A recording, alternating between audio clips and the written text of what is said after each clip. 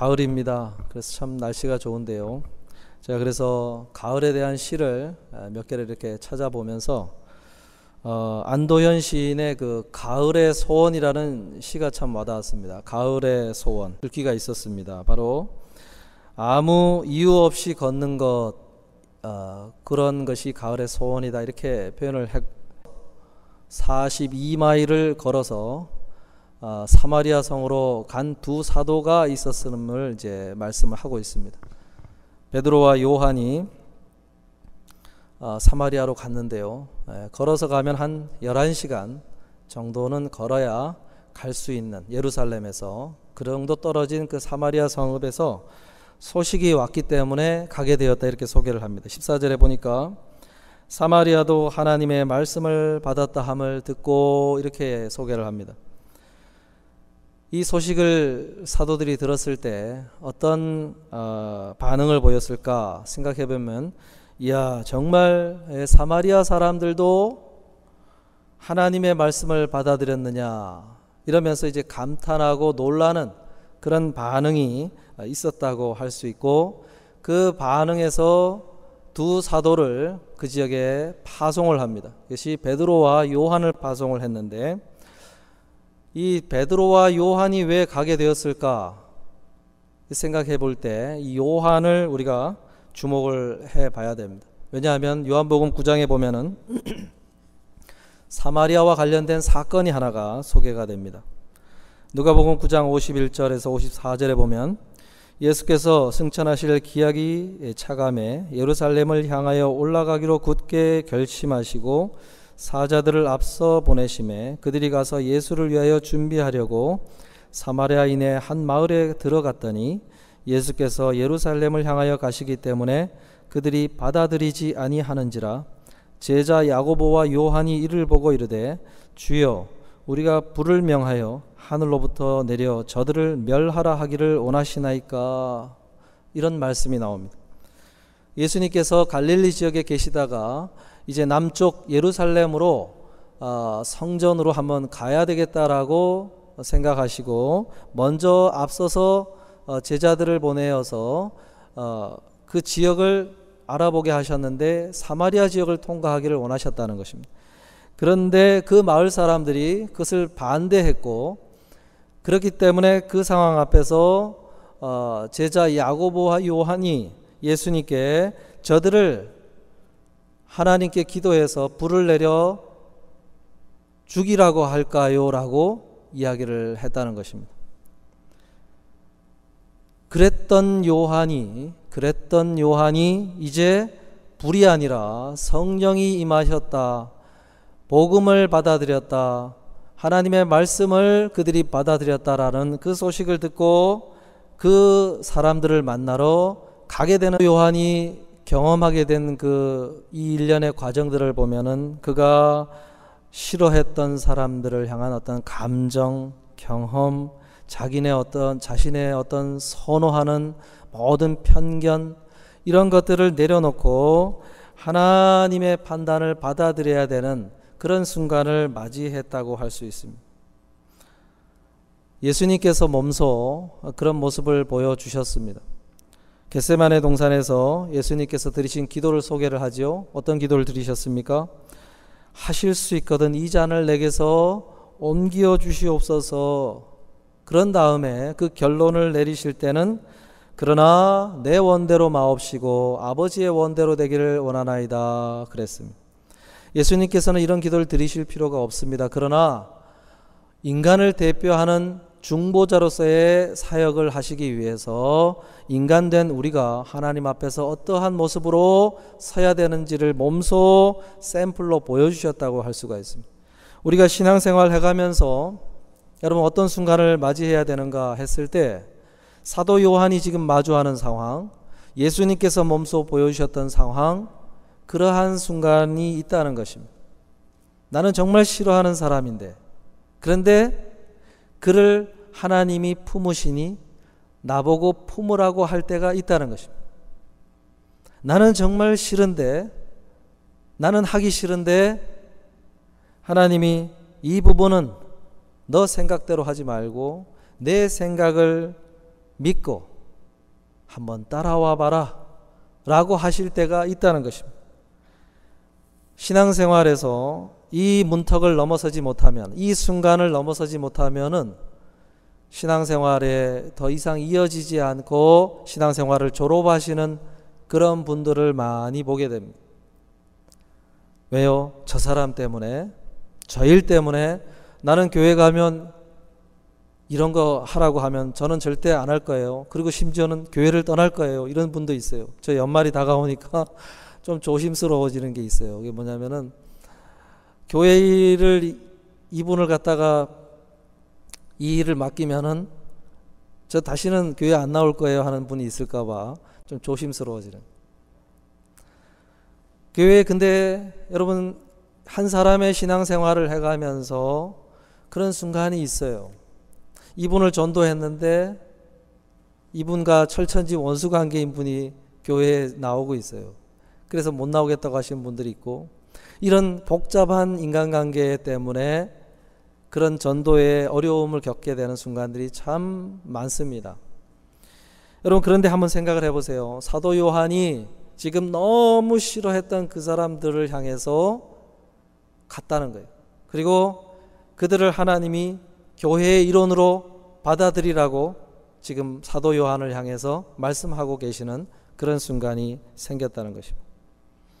여러분 그런 순간을 넘어서다 보면 우리 안에 어떤 지혜가 생기냐면은, 그래 내 생각대로, 내 감정대로, 내 판단대로 되지 않는 것이 오히려 더 좋을 수도 있겠구나 라는 그런 지혜로 그 순간을 넘어서게 되는 우리의 모습을 볼 때가 있습니다.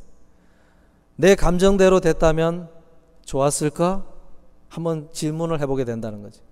하나님 뜻대로 되는 것이 더 좋겠구나 하면서 그 순간을 때로는 내 감정을 내려놓고 때로는 내 고집을 내려놓을 때가 있다는 것입니다. 그런데 신기한 것은 그러면서 우리 신앙의 큰 성장과 성숙이 거기서 일어나는 그런 은혜가 있다는 거예요. 1992년도에 바르셀로나 올림픽이 스페인에서 열렸지요. 그때 그 400m 육상 대표 선수로, 영국을 대표한 대표 선수로 참여했던 그 데렉 레드먼드라고 하는 그 육상 선수가 있었습니다. 20대 중반이었기 때문에 아주 전성기를 구가하고 있었고, 영국의 그 400m 신기록을 계속 갱신을 하던 선수였기 때문에 굉장히 금메달을 기대하고 있는 그러한 선수였습니다. 그래서 평생의 꿈이 또 올림픽 금메달을 따는 것이라고 그가 인터뷰를 했기 때문에 굉장한 기대를 모았던 선수였는데, 이제 준결승을 앞두고 준비를 하고 있었습니다. 그리고 이제 그 준결승만 넘어서면 이제 메달을 노릴 수 있는 그 결승전에 나갈 수가 있는 그런 순간이었습니다. 그런데 초반에 잘 달리다가 오른쪽 다리 쪽에서 이 통증이 강하게 느껴지기 시작했고, 결국은 달리다가 넘어져 버렸어요. 다리에서 느껴지는 그 통증을 더 이상 참을 수가 없어서 넘어져 버린 그 선수에게 의료진이 다가와서 응급조치를 하려고 합니다. 그럴 때 그가 그것을 의료진을 뿌리치고 일어나서 껑충껑충거리면서 또 달리기 시작을 해요. 그런데 자기와 함께 달리던 선수들이 이미 결승선을 지나는 모습을 보면서 자신이 너무 초라해지고 거기에서 레이스를 마치려고 할 때 관중석에서 하얀 티셔츠를 입은 한 사람이 달려와서 그를 끌어안습니다. 아버지였어요. 아버지가 끌어안으면서 너는 충분히 열심히 한 거야. 최선을 다했으니까 이제 괜찮다고 그가 더 이상 달리지 못하게 하려고 했습니다. 근데 울면서 나는 해야 된다고 하면서 강한 의지를 보이는 아들을 그럼 내가 같이 걸어가 주겠다 하고 그를 끌어안고 걸어갑니다. 그런데 심판진이 다가와서 그를 실격 처리하려고 하는데 그 아버지가 그 심판진들을 뿌리치면서 끝까지 그 결승선까지 아들을 데리고 갑니다. 그리고 그 결승선을 통과를 할 때 거기에 있던 관중들이 일어나서 격려의 박수를 보냅니다. 그리고 엉엉 울고 있었는 그 아들을 위로하는 그 장면이 펼쳐졌습니다. 그런데 그 선수가 기대했던 금메달은 못 땄지만, 그러나 그가 고국에 돌아갔을 때 금메달보다도 더한 감동을 받은 이들로부터 박수를 받고 그가 힘들고 어렵고 낙심하고 인생을 포기하고 싶은 사람들을 찾아다니면서 강연을 할 때 그 어떤 금메달을 딴 선수보다도 더 큰 영향력이 있는 그러한 삶의 걸음을 걷게 되었다는 것입니다. 여러분, 우리는 때때로 나의 계획과 바램대로 되어지지 않는 순간을 맞이할 때 하나님을 원망하면서 하나님의 진실하심과 선하심을 의심할 때가 있어요. 그러나 그때에도 어떻게 보면 내 바램대로 되지 않은 그 순간 하나님을 신실하심과 선하심을 바라보고 믿으면서 내 생각대로 되게 하지 않으실 때는 하나님이 더 좋은 계획이 있으시겠지 하면서 믿음으로 하나님을 바라보고 나아갈 때 그 안에서 펼쳐지는 놀라운 은혜들을 맞이하게 되고 신앙의 한 단계 업그레이드 되고 믿음이 도약하는 그러한 순간들을 맞이하게 된다는 것입니다. 성도 여러분, 이러한 사람들이 되시기를 주님의 이름으로 축복합니다. 둘째로, 베드로와 요한은 사마리아 그리스도인들의 부족한 모습을 보면서 그들을 돕기를 원하였다는 것입니다. 15절 17절을 보면 그들이 내려가서 그들을 위하여 성령 받기를 기도하니 이는 아직 한 사람에게도 성령 내리신 일이 없고 오직 주 예수의 이름으로 세례만 받을 뿐이더라. 이에 두 사도가 그들에게 안수하며 성령을 받는지라 말씀합니다. 사도 베드로와 요한이 그곳에 갔을 때 그들이 들었던 부분과 좀 다른 부분이 있었음을 캐치를 했다고 성경이 소개를 합니다. 베드로와 요한은 복음을 듣고 참 회심을 경험하고 세례를 받은 이들에게 성령이 내리시는 것을 그동안 경험을 했기 때문에 그들이 말씀을 받았고 세례를 받았다는 얘기를 들었을 때 성령님이 그들과 함께 하시는 줄 알았어요. 그러나 그들이 도착했을 때 그들 안에 불완전한 모습으로 있는 것을 그들이 발견을 했다는 것입니다. 이 부분에서 많은 논란이 있습니다. 순복음교회는 방언을 받아야 성령을 받는 증거다 하면서 기존의 그리스도인들이 성령님이 없는 것처럼 이렇게 이야기를 할 때도 있었습니다. 그러나 오늘 저는 그것에 주목해 보길 원치 않고 오늘 우리가 주목해야 될 부분은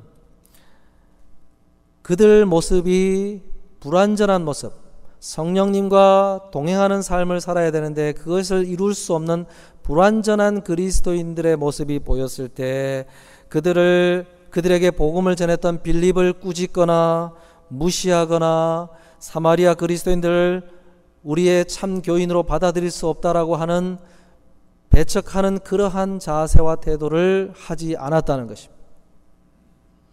그러면서 오히려 하나님께서 자신들을 그곳에 보낸 이유는 하나님 앞에서 그들의 부족함이 우리 눈앞에 이렇게 캐치되고 보여진 이유는 그들을 도우라고 보내셨구나 하면서 그들을 위해서 돕기를 원했고 기도해 주었다는 것입니다. 사랑하는 성도 여러분, 오늘 우리가 그리스도인으로 함께 걸어가면서 우리 옆에 있는 성도가 좀 부족한 부분이 보이고 그리스도인으로서 성실한 모습, 신실한 모습이 보이지 않을 때 어떻게 반응을 하십니까? 어떤 경우는 그를 향하여 왜 저래 하면서 판단하고 믿음이 없어 제대로 된 신앙을 못 가졌구나 이러면서 정죄하고 판단하고 때로는 삶에 너무 힘든 일이 벌어져 가지고 예배 참여를 못하고 신앙의 그리스도인에서 본이 되는 모습을 못 보일 때 손가락질하고 뒤에서 험담을 하고 이런 모습을 보일 때가 있을 수가 있습니다. 그러나 사도 요한과 베드로는 그런 것이 아니라 그것이 보이는 이유는 내가 그들을 도와주라고 내가 그들을 위하여 기도해 주라고 하나님이 지금 그것을 보게 하시는구나 하면서 그들을 돕기를 원하는 마음으로 간절하게 그들 안에 성령이 임하시기를 기도해 주었다는 것입니다. 그런 순전한 마음으로 기도했을 때 정말로 성령이 그들 마음에 임하셨고 그들이 이제 성령과 동행하시는 그런 동행하는 삶의 걸음을 시작할 수가 있게 되었다고 말씀이 소개를 합니다. 사랑하는 성도 여러분, 우리 눈앞에 한 성도의 삶의 굴곡 여정 속에 부족한 부분이 보이게 되면, 성격이 좀 나와는 안 맞는 부분이 보이는 것처럼 보이면, 내 신앙생활의 어떤 걸음과는 다른 신앙의 모습을 하고 있는 것처럼 보이면 어떻게 해야 됩니까? 어떻게 하시겠습니까? 왜 그것을 보게 하실까? 한번 질문해 보시면, 하나님의 뜻을 묻고 내가 그들을 위해서 조용히 기도해 줘야 되겠구나 하면서 그들을 돕는 자의 자리로 나아가는 것이 하나님이 기뻐하시는 자의 모습이라는 것입니다. 어떤 분은 이렇게 이야기하시는 분이 있더라고요. 제가 누구를 위해 기도할 여력이 없습니다. 누구를 위해 기도해 줄 여유가 없습니다. 제 마음이 지금 너무 힘들어서 그렇게 할 수가 없습니다 라고 이야기를 하시는 분이 있을 수가 있습니다. 근데 여러분, 그러면 한번 이런 사실을 한번 생각을 해 보시길 바랍니다. 혹시 지금도 나를 위해서 기도해 주고 있는 사람이 있느냐? 한번 질문을 해 보시면 좋을 것 같아요. 나를 위해서 지금 기도해 주는 사람이 있느냐? 있다고 생각이 되시면, 그러면 나는 기도의 빚을 지고 있는 거예요. 그 사람에게 기도의 빚을 진 것입니다. 그 사람이 부모님이 되었든 나를 사랑하는 어떤 친구가 되었든 누군지 간에 나를 위해서 기도할게요 라고 또는 기도한다고 이야기를 해오는 사람이 있었다고 한다면 나는 기도의 빚을 지고 있는 거예요. 그래서 그 기도의 빚을 갚아야 된다는 거예요. 그래서 아무리 힘들고 어려워도 내가 다른 한 사람은 내가 한번 기도를 해줘야지라고 마음을 먹을 수가 있다는 것입니다.